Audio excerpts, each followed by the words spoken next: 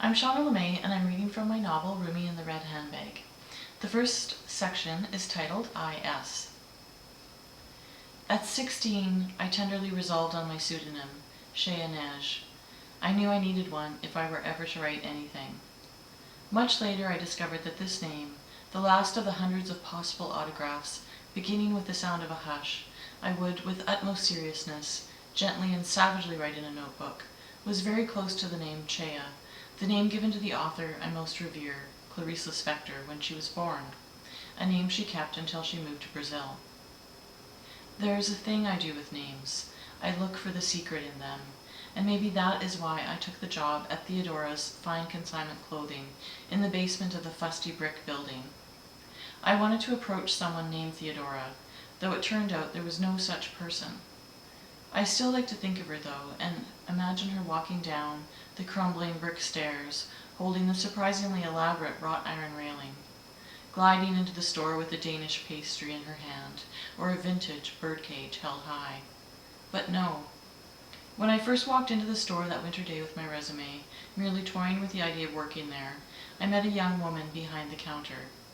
I was compelled to ask her name, as I could see she was daydreaming, breathing the shallow mist of daydreams deeply into her small lungs. Lungs that when she was younger, her doctor had x-rayed. She remembered him tapping, pointing at her illuminated lungs, saying, "These are very undersized, undeveloped, strange." Maybe for a short time I even thought of her as Theodora, but she was Ingrid Simone Stevens. Never I learned just Ingrid or just Simone, but Ingrid Simone.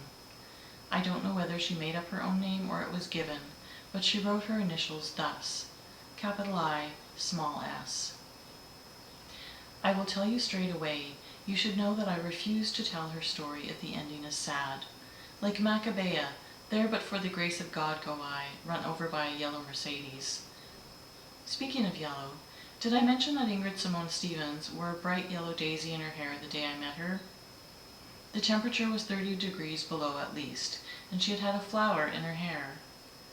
The memory of a fresh flower in a young woman's hair at the beginning of an early winter has made me resolve that, in contrast to what I wrote before, this story will verge toward honesty. I would get to know her slowly. Writing this, I will slowly get to know her. I reserve the right to tell myself this. I reserve the right to tamper with my fragile and trembling remembrances, with my often illegible notes. After I was hired, we were mostly left alone. We were alone, the two of us, that entire expanse of winter, with its record cold spells and abundant snow. The owner of the store, whose name was actually Florine, received the assigned consignments, the second-hand gowns and cocktail dresses, the blouses and scarves, the shoes and purses, in the rear of the building. She steamed the dresses and put them on a rack, pushing them, rolling free and headlong, out onto the floor. I looked after the dresses and most of the other clothes. Ingrid Simone took hold of the accessories. One day, I came in just a couple of hours late due to a doctor's appointment. The clothes which had previously been arranged by size had all been moved, and were now arranged by color. I was stunned.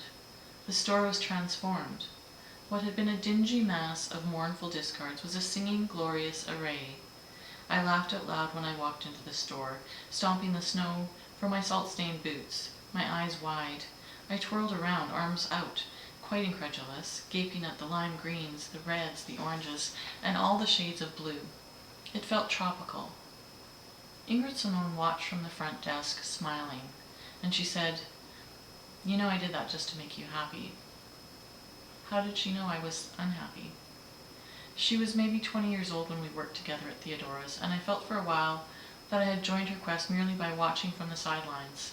To hear her plan and dream, you see, helped to pass the long days. She was driven to take a journey and desperately wanted to visit the Museum of Bags and Purses in Amsterdam. Sometimes she seemed absurdly frantic when she talked about it. If I can't get there, I don't know what I'll do. Did you know that there's a handbag at the museum covered entirely with peacock feathers?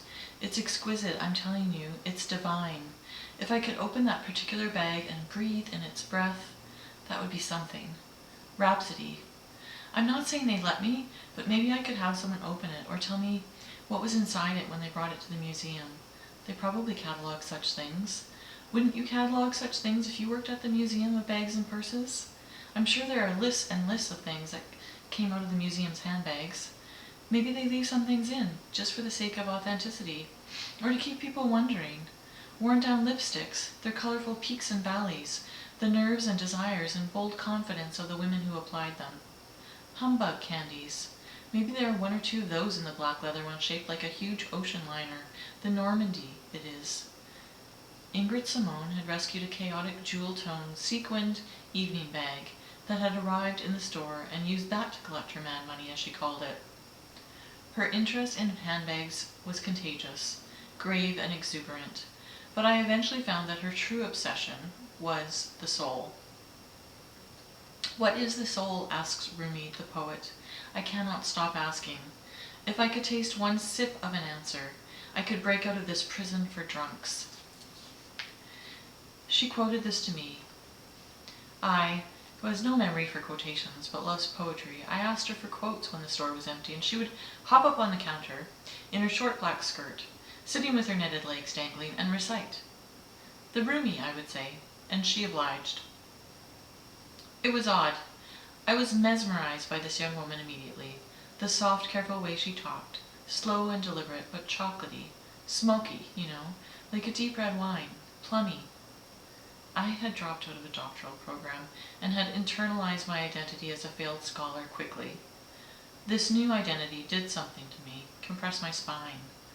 And all of the fear I harbored did not turn into fearlessness, but rather an agitated despair. I often felt lost and dizzy and numb and stupid all in a rush. I became suddenly interested in all the nuances of my own dreams rather than with anything I had ever read. I was liquid, where before I had been solid.